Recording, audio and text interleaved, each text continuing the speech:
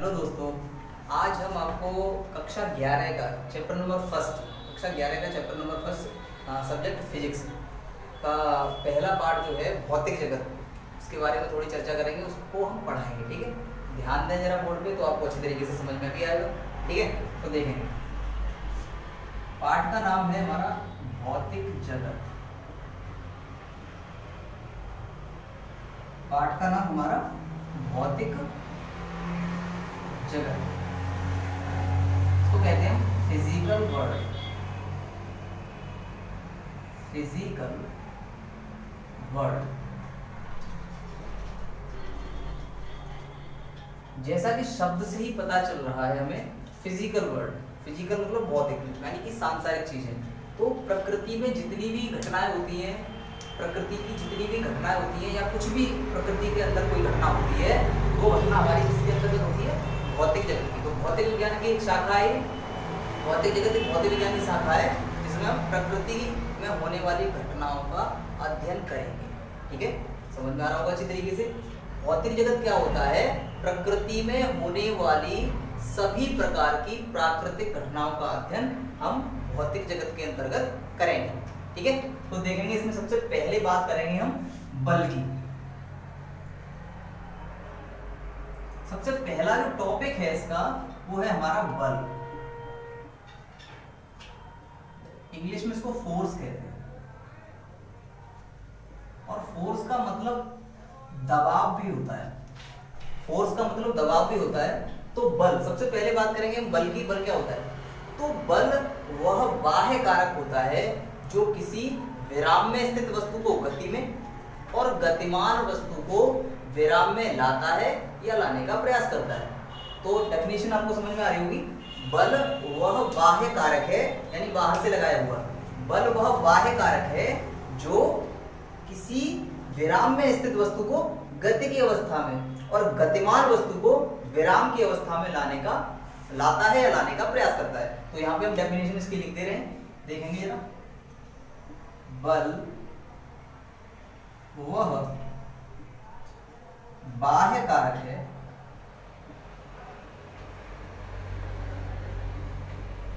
जो किसी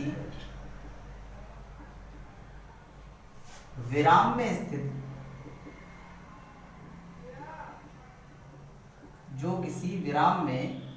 स्थित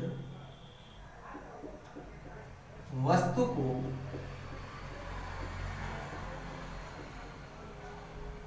गतिमान अवस्था में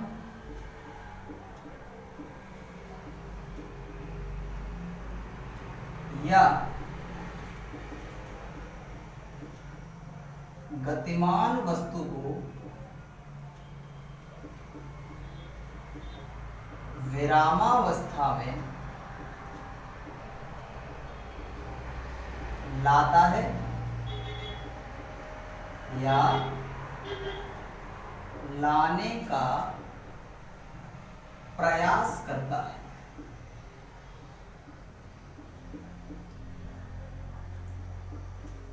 बल आपको अच्छी तरीके से समझ में आ गया होगा।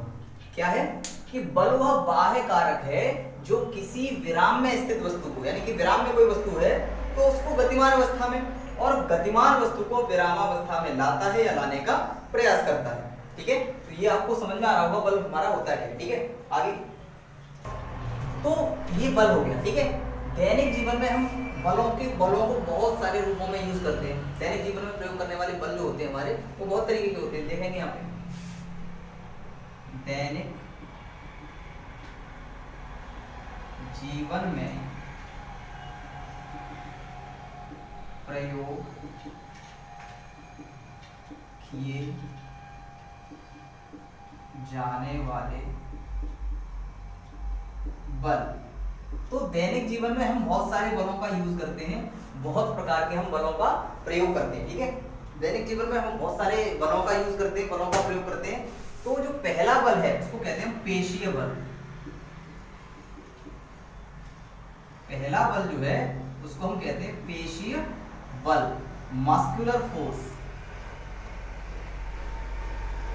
इन English this is called muscular force, पेशीय बल।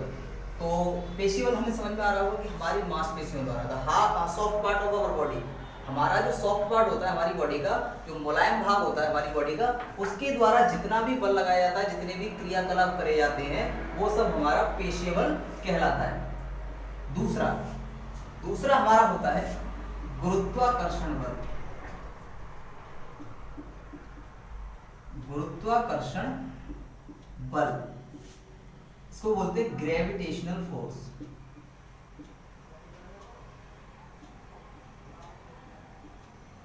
Gravitational force. तो पृथ्वी जो होती है, जिस बल से सभी वस्तुओं को अपने केंद्र की ओर खींचती है, तो वो बल जो है हमारा गुरुत्वाकर्षण बल कहलाता है। ठीक है, अब आप पृथ्वी पर चलने का कारण आपका क्या है? गुरुत्वाकर्षण बल है। कोई भी चीज, मकान भी अगर पृथ्वी पर टिका हुआ है तो वो भी किसके कारण? गुरुत्वाकर्षण बल के कारण। इसके बाद तीसरा बल जो है हमारा, वो होता है हमारा घर्षण बल। घर्षण बल को हम इंग्लिश में कहते हैं फ्रिक्शनल फोर्स। Frictional force. घर्षण बल क्या होता है कि किन्हीं दो सतहों के बीच, ये सतहों के मध्य काम करता है, किन्हीं दो सतहों के मध्य कार्य करने वाला जो बल होता है उसको हम घर्षण बल कहते हैं। यानी रगड़ने वाला या फिर सरकने वाला जो बल होता है उसी को क्या कहते हैं? हम घर्षण बल कहते हैं, फ्रिक्शनल फोर्स कहते हैं। अगला बल होता है हमारा उत्प्लावन बल। उत्प्लावन बल, बायोट फोर्स।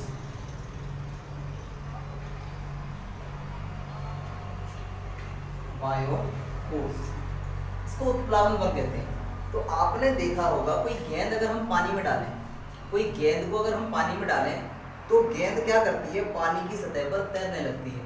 इसी तरीके से नाव को हम, भारी नाव होती है, भारी नाव को जब हम पानी में डालते हैं तो क्या करती है? वो थोड़ा डगमगाती जैसी है। तो वो डगमगाना ही क्या, कौन सा बल के कारण डगमगाती है? वो उत्प्लावन बल के कारण। और इसी पर आधारित एक आर्किमिडीज का सिद्धांत भी है। आर्किमिडीज का सिद्धांत क्या होता है? आर्किमिडीज का सिद्धांत होता है कि जब कोई वस्तु किसी द्रव में पूर्णतः या आंशिक रूप से डुबोई जाती है, जब कोई वस्तु किसी द्रव में पूर्णतः या आंशिक रूप से डुबोई जाती है तो उसके भार में एक कमी आ जाती है, और वह कमी उस वस्तु द्वारा हटाए गए द्रव के भार के बराबर होती है। ये आर्किमिडीज का सिद्धांत होता है। तो उत्प्लावन बल भी उसी से आधारित होता है। पांचवा नंबर हमारा है डोरियों में तनाव बल, tension force. Tension force in cords. पतंग आपने देखी होगी, पतंग जब हवा में उड़ती है तो डोरी को हम जितना खींचते हैं उतना ही वो ज्यादा क्या होती है? उतना ही ज्यादा वो उड़ती है, उतनी ही ऊंचाई तक जाती है। तो जितना उसके अंदर तनाव आता है एकदम से वो और ज्यादा ऊंची उड़ने लगती है। तो ये डोरियों में तनाव बल, वो तनाव बल का उदाहरण है वहां पे। ठीक है, तो ये दैनिक जीवन में प्रयोग किए जाने वाले हमारे 5 बल हैं। ये आप अच्छी तरीके से नोट कर सकते हैं, स्क्रीनशॉट ले सकते हैं। ये बहुत अच्छा टॉपिक है और एक साइड से चल रहे हैं हम, तो एक साइड से चल रहे हैं तो फिर आपको ये इसमें आनंद भी आएगा। ठीक है, तो ये हमारा पेशीय बल हो गया, गुरुत्वाकर्षण बल। इन बलों के बाद हम और भी अध्ययन करते हैं, और भी सूक्ष्म कणों का अध्ययन करते हैं। तो वो कण जो होते हैं, ये बल हमारे दैनिक जीवन में प्रयोग किए जाने वाले होते हैं। और ये सेकंड नंबर पे जो बल हैं, ये सूक्ष्म प्रभाव क्षेत्र में आवेशित कण पर, आवेशित कणों पर लगने वाले बल हैं। सूक्ष्म प्रभाव क्षेत्र में आवेशित कणों पर लगने वाले बल। तो सूक्ष्म प्रभाव क्षेत्र माइक्रो, ठीक है, सूक्ष्म प्रभाव क्षेत्र में माइक्रो इफेक्ट फील्ड, ठीक है, उसमें लगने वाले जो कणों पर लगने वाले बल हैं वो यहाँ पे हम आपको बताएं। सबसे पहला जो बल होता है, फर्स्ट नंबर, इसको बोलते हैं वैद्युत बल। आवेश के बहने के कारण जो बल कार्य करता है उसको बोलते हैं वैद्युत बल, इलेक्ट्रिक फील्ड, इलेक्ट्रिक फील्ड्स। दूसरा जो होता है, ये सबसे पहले सूक्ष्म प्रवाह क्षेत्र में आवेशित कणों पर लगने वाले बल हैं, तो वैद्युत बल सबसे पहला होता है। इसके बाद आता है चुंबकीय, चुंबकीय बल, इसको बोलते हैं मैग्नेटिक, मैग्नेटिक फील्ड। इसी तरीके से नाभिक के अंदर, इसी तरीके से नाभिक जो होता है हमारा, उस नाभिक के अंदर कुछ बल कार्य करते हैं।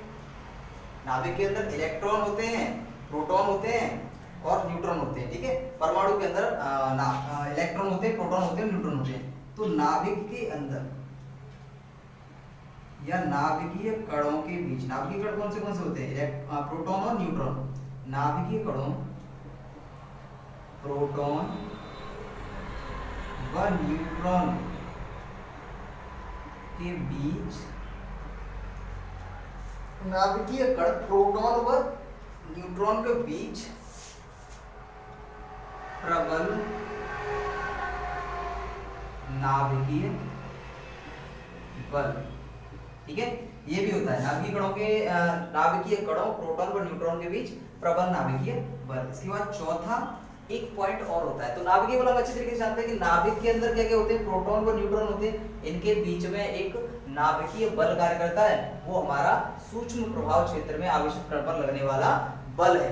सूक्ष्म प्रभाव क्षेत्र में आवेशित कण पर लगने वाले बल को, बलों को हम आपको डिनोट कर रहे हैं, दिखा रहे हैं, दर्शा रहे हैं, उसको आपको देखना है, ठीक है, अच्छी तरीके से। और अगला जो होता है लास्ट हमारा अंतरा परमाणविक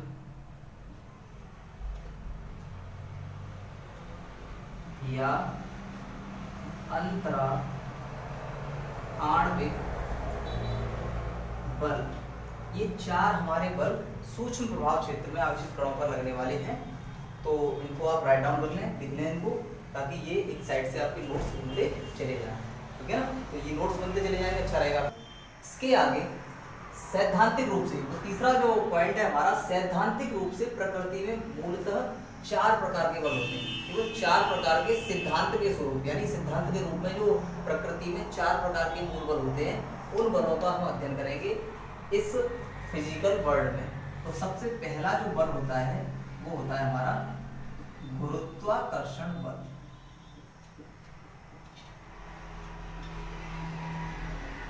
गुरुत्वाकर्षण बल, जिसको हम कहते हैं ग्रेविटेशनल फोर्स।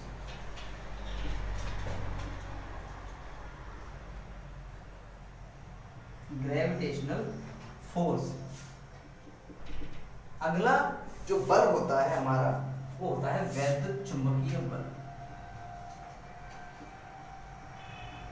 वैद्युत चुंबकीय बल, electromagnetic field, electromagnetic force, electromagnetic force. तीसरा जो बल होता है उसको बोलते हैं प्रबल नाभिकीय बल, strong nuclear, strong nuclear force. और लास्ट जो होता है दुर्बल नाभिकीय बल, जिसको हम कहते हैं वीक न्यूक्लियर फोर्स, ठीक है। तो दुर्बल नाभिकीय बल और प्रबल नाभिकीय बल जो होता है हमारा, ये स्ट्रॉन्ग न्यूक्लियर फोर्स, ये नाभिक में होते हैं, ठीक है। नाभिक के विखंडन में यूज करे जाते हैं नाभिक, प्रबल नाभिकीय बल और दुर्बल नाभिकीय बल। नाभिकीय कणों के अंदर लगने वाले जो बल होते हैं वो नाभिकीय बल कहलाते हैं हमारे। गुरुत्वाकर्षण बल, ग्रेविटेशनल फोर्स आपको पता ही है क्या होता है। गुरुत्वाकर्षण बल पृथ्वी और किसी वस्तु के मध्य लगता है। कोई वस्तु सही, वो चाहे मनुष्य सही, जानवर सही, कोई साइकिल, कोई निर्जीव वस्तु, इस तरीके से, तो उनके बीच में जो बल कार्य करता है उसे हम गुरुत्वाकर्षण बल कहते हैं। और वैद्युत चुंबकीय बल, वैद्युत चुंबकीय कणों के मध्य लगने वाले बल जो होते हैं वो हमारे इलेक्ट्रोमैग्नेटिक फोर्स या वैद्युत चुंबकीय बल कहलाते हैं। इसके बाद प्रबल नाभिकीय बल, स्ट्रॉन्ग न्यूक्लियर फोर्स, ये नाभिकीय कणों के मध्य लगने वाला बल होता है। इसके बाद होता है दुर्बल नाभिकीय बल, वीक न्यूक्लियर फोर्स, जिसको हम क्या कहते हैं, ये भी नाभिकीय कणों के मध्य लगने वाला ही बल होता है, लेकिन ये दुर्बल होता है, कमजोर होता है। ठीक है, अब समझेंगे इसमें सबसे पहली चीज क्या, कि सबसे ज्यादा प्रकृति में बहुत सारे बल पाए जाते हैं, इतने बल हमने यहाँ लिख लिए, और भी बहुत सारे बल हम पढ़ चुके हैं, लेकिन इनमें सबसे ज्यादा पावरफुल शक्तिशाली बल कौन सा होता है, सबसे ज्यादा शक्तिशाली? तो सबसे ज्यादा शक्तिशाली जो बल होता है वो हमारा प्रबल नाभिकीय बल होता है, जो नाभिकीय कणों के मध्य लगता है, नाभिकीय कणों के मध्य लगता है, और उसको क्या कहते हैं हम, प्रबल नाभिकीय बल। सबसे पहले नंबर पर प्रबल नाभिकीय बल सबसे पावरफुल होता है, सबसे बड़ा होता है। उसके बाद हमारा होता है दुर्बल नाभिकीय बल, दुर्बल नाभिकीय बल। इसके बाद हमारा होता है वैद्युत चुंबकीय बल, और लास्ट हमारा होता है गुरुत्वाकर्षण बल। तो सैद्धांतिक रूप से या सैद्धांतिक रूप में प्रकृति में बल मूलतः 4 प्रकार के होते हैं, गुरुत्वाकर्षण, वैद्युत चुंबकीय, प्रबल नाभिकीय, दुर्बल नाभिकीय। इनमें सबसे ज्यादा जो पावरफुल होता है वो प्रबल नाभिकीय बल होता है, उससे छोटा होता है दुर्बल नाभिकीय बल, और वैद्युत चुंबकीय बल उससे छोटा होता है, और लास्ट में सबसे ज्यादा जो कमजोर बल होता है वो होता है हमारा गुरुत्वाकर्षण बल। अब ये ऐसा नहीं कह सकते कि गुरुत्वाकर्षण बल बहुत ज्यादा कमजोर होता है, कह सकते हैं, केवल कह सकते हैं कि हाँ गुरुत्वाकर्षण बल जो होता है वो बहुत ज्यादा कमजोर होता है, लेकिन ऐसा है नहीं। केवल ये सैद्धांतिक रूप में क्या है, गुरुत्वाकर्षण बल बहुत ज्यादा कमजोर होता है, लेकिन अगर किसी भी वस्तु का द्रव्यमान बहुत ज्यादा हो, जैसे पृथ्वी का द्रव्यमान लेने हैं, तो द्रव्यमान पे डिपेंड करता है गुरुत्वाकर्षण बल, किस पे डिपेंड करता है, F बराबर है mg। जितना किसी वस्तु का द्रव्यमान होगा उस पर कार्यरत बल भी सबसे ज्यादा होगा, उससे ज्यादा ही होगा। ठीक है, इसको ध्यान देंगे जरा और इसको समझ लेंगे। ठीक है।